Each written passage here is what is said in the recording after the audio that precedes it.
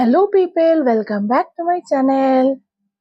আজকে কলকাতার কাছেই, খুব কাছে না বললেও কলকাতার কাছেই একটা ট্যুরিস্ট স্পট আছে। আপনারা হয়তো অনেকেই জানেন, সেই ট্যুরিস্ট স্পটটার নাম হচ্ছে নিমপিট আশ্রম, রামকৃষ্ণ আশ্রম। আমি এই নিমপিট রামকৃষ্ণ আশ্রম যাওয়ার আগে অনেকগুলো ভিডিওস দেখেছিলাম, কিন্তু সত্যি কথা বলতে ভিডিওসগুলো একটু আমার জন্য ইনফরমেটিভ মনে হলো না। তাই আজকে আমি আপনাদের জন্য খুবই ইনফরমেটিভ ভিডিও বানাতে চলেছি। অবশ্যই ফুল ভিডিওটা দেখবেন, কেন কি ওখানে ওয়েবসাইটে যা ফোন নাম্বার দেওয়া আছে ওরা কিন্তু কেউ ফোন তোলে না, সব থেকে বড় কথা। আর আপনারা ইনফরমেশনও জানবেন না। আর আমরা কি ভুল করেছিলাম যেটা আপনারা করবেন না, সেটা জানার জন্য এই ভিডিওটা ফুল দেখুন। আমরা দক্ষিণেশ্বর থেকে ওখানে পৌঁছাতে পৌঁছাতে প্রায় লেগে গেছিল 3.5 ঘন্টা, যেখানে লাগার কথা 2 থেকে 3 ঘন্টা ম্যাক্স টু ম্যাক্স, ওর বেশি না, মানে 2.5 থেকে 3 ঘন্টা ম্যাক্স টু ম্যাক্স। আমরা এই যে নিমপিট আশ্রমে পৌঁছে গেছি। আশ্রমটা তো অসাধারণ দেখতে। কিছুক্ষণের জন্য, মানে জাস্ট 1 মিনিটের জন্য আমরা যখন পৌঁছালাম দেখলাম গেটটা বন্ধ হয়ে গেল। আসল যে ঠাকুরের স্থানটা সেটা বন্ধ হয়ে গেছে। আশ্রম খোলা থাকে কিন্তু ঠাকুরের স্থানটা বন্ধ হয়ে গেছিল, রামকৃষ্ণ দেবের যেখানে মূর্তি আছে। বাট আমাদের লাক অনেকটাই ভালো ছিল বলতে গেলে, কেন কি আমরা কুপন পেয়ে গেছিলাম। কুপন দেওয়া হয় ঠিক 12:30 থেকে দেওয়া হয় কুপন, আর 12:30 থেকে 3:30 অবধি কিন্তু মেন মন্দিরটা বন্ধ থাকে। আর ঠিক অত অবধি কুপন দেওয়া হবে, ফুড কুপন, যতক্ষণ মানুষরা যেতে থাকবে, মানে যতক্ষণ না ওই কুপন শেষ হচ্ছে ততক্ষণ অবধি কিন্তু কুপন দেওয়া হবে। এবার কুপনের মূল্যটা আমি বলে রাখি, কুপনের মূল্য হচ্ছে মাত্র আর মাত্র 10 টাকা। ভাবা যায়? আর যা ভালো ভালো আইটেমস ছিল, পুরো এটা বন্ধ হয়ে গেল, মানে কিন্তু সত্যি আমরা কথা। যেহেতু থাকতে পারবো কিছুক্ষণ, 3:30 মন্দিরটা খোলে, সেজন্য আমরা দেখতে পাবো আশা করছি। আমি দেখেই যাবো, না দেখে যাবো না।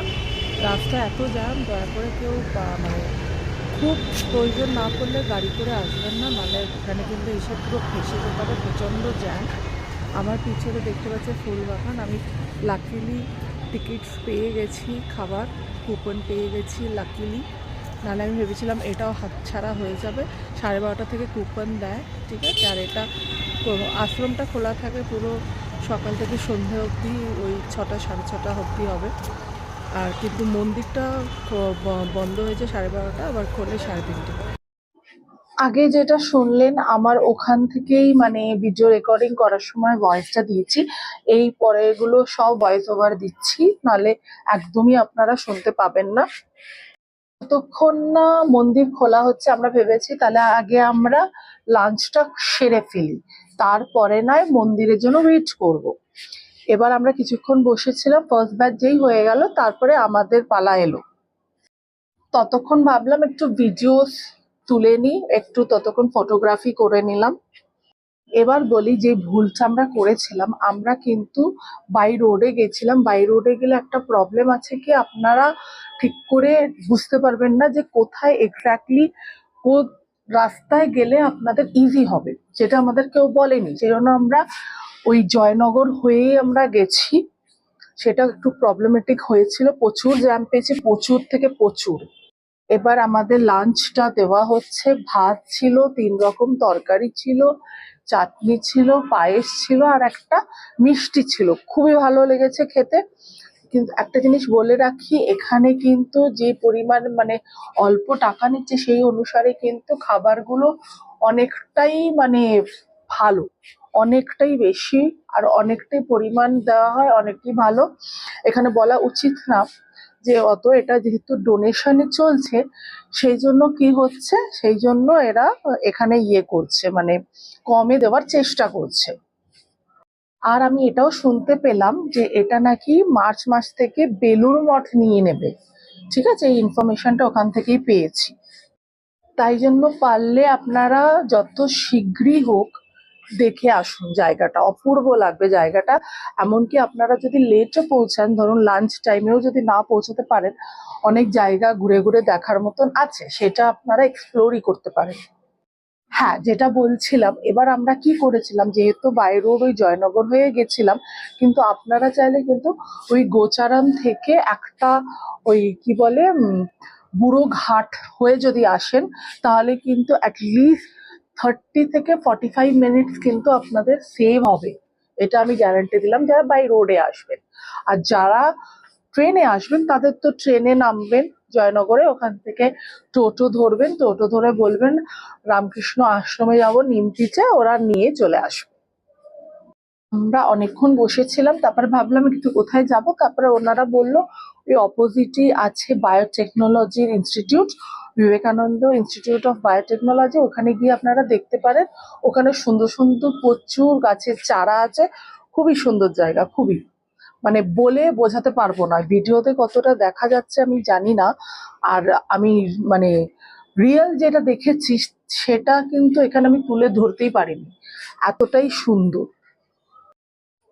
রিয়েল যতটা কালারফুল, ভিডিওতে অতটা কালারফুল আসবে না, কিন্তু যতটা পেরেছি আমি দেখাচ্ছি। আর আরেকটা কথা বলে রাখি, এখানে অনেকেই বলছে যে রবিবার বন্ধ থাকে, কোনো বারই বন্ধ থাকে না, সোম থেকে রবি খোলা থাকে। একদম সকাল ওই 5টা থেকে একদম খোলা থাকে হচ্ছে 6:30 7টা সন্ধে অবধি। খালি মাঝখানে ওই যে 12:30 থেকে 3:30 বন্ধ থাকে। মন্দির আশ্রম কিন্তু খোলা থাকে, সেজন্য প্রবলেম কিছু হবে না। এখানে আসতে হলে কিন্তু একটু টাইম নিয়েই আসবেন, কেন কি মানে টাইম নিয়ে না আসলে কিন্তু ঘুরতে পারবেন না। এটা হচ্ছে একটা মানে ওখানেই বায়োটেকনোলজি যে ইনস্টিটিউট, ওখানেই এটা একটা সার, সার হচ্ছে। এবার ভিতরে আবার মাশরুম সিড পাওয়া যায়। এবার দেখবেন একটা মাশরুমটা কিরকম দেখতে, একটা ওই দেখুন হলুদ রঙের কত বড় একটা মাশরুম। এটা নিজের বাড়িতেও আপনারা করতে পারেন, খালি একটা ডার্ক স্পেস দরকার আর ওদের সিড দরকার। আমরা গেছিলাম এই শনিবারে, মানে হচ্ছে 14ই ফেব্রুয়ারি, ভ্যালেন্টাইন্স ডেতে একটা ভালো জায়গা এক্সপ্লোর করলাম, মন্দিরে গেলাম, ফ্যামিলির সাথে গেছিলাম, খুবই ভালো লেগেছে। অবশ্যই অবশ্যই ভিজিট করুন। আর কোনো ইনফরমেশন লাগলে জানাবেন, কেন কি ওখানে ফোন নাম্বার যতই দেওয়া থাক ওরা কেউ ফোন তুলবে না, সেই জন্য ফোনের বিষয়ে আমাকে বলবেন না, বিকজ আমার কাছে আর কোনো নাম্বার নেই। আমি কোনো সবাই ভিডিও দেখলাম, কিন্তু ভিডিওসগুলো একটুও অন্যদের ভিডিও ইনফরমেটিভ না, সেই জন্য এই ভিডিওটা কিন্তু পুরো দেখবেন। আপনারা হয়তো ভাববেন গরু দেখাচ্ছে কেন, এই গরুটা দুটো বাছুর, মানে ওর দুটো বাচ্চা হয়েছে ঠিক ভ্যালেন্টাইন্স ডেতে। আর নর্মালি গরুর কিন্তু একটাই বাচ্চা হয়, সেখানে দুটো যমজ হয়েছে, সেইটার জন্য আমি ভিডিওটা দেখালাম। আমার খুব গ্রিনারি ভালো লাগে, আর যারা গাছ প্রেমী অবশ্যই এখানে আসবেন, মানে এই জায়গাটা এক্সপ্লোর না করলে নয়। আর আরেকটা জিনিস বলে রাখি, আমরা যে নিমপিট আশ্রমে ওখানে মানে দেখেছি, তার ঠিক পিছন দিকে যে একটা পাশে একটা গলি আছে, ওখানে হচ্ছে সারদা মঠ আছে, ঠিক আছে? ওই সারদা মঠে সারদা মায়ের মূর্তি আছে। এখানে যেরকম রামকৃষ্ণদেব আছে, সারদা মা আছে, বিবেকানন্দরও আছে, কিন্তু রামকৃষ্ণদেবের মূর্তিটা বড়, আর বিবেকানন্দ আর ইসের মূর্তিটা, মূর্তি নেই, ওটা ছবি, ছবিটা সাইডে রাখা আছে, ঠিক আছে? আমরা সারদা মঠে যাইনি, বিকজ প্রচুর লেট হয়ে গেছিল, আমাদের ফিরতেও হবে। প্রায় আমরা বাড়ি পৌঁছেছি 7টা 15 নাগাদ। আর মন্দিরের ভিতরে মানে যে মেন গর্ভগৃহ আছে, সেই মন্দিরের ভিতরে কিন্তু ফটোগ্রাফি অ্যালাউড না, সেজন্য আমি কোনো বাইরের থেকেই তুলেছি, ভিতরে আমি সেরকম মানে ভিতরে ফটো তুলিনি, ঠিক আছে? বাইরের থেকেই জুম করে আমি তুলেছি। পুরো ঘুরতে ঘুরতে প্রায় 1.5 ঘন্টা তো হয়েই যাবে, 1.5-2 ঘন্টা হয়েই যাবে, টাইম ওয়েস্ট হবে না। সেই জন্য মানে লেট পৌঁছালেও, ধরুন 12:30টার মধ্যে পৌঁছাতে পারলেন না, লাঞ্চ একটু রিস্ক নিয়ে দেখবেন লাঞ্চ করা যাচ্ছে কিনা। যদি লাঞ্চ হয় তো করে একটু ঘুরে নেবেন আশেপাশে, খুবই ভালো লাগবে। আর একটা জিনিস বলতে হয়, এদের টাইম সেন্স এত ভালো যে ঠিক 3:30 নাগাদ পুরো মন্দির গেটটা খুললো। ওই যে ভেতরে দেখা যাচ্ছে, একটু একটু তুলে ধরার চেষ্টা করেছি। আর আমি মানে করিনি কিছু।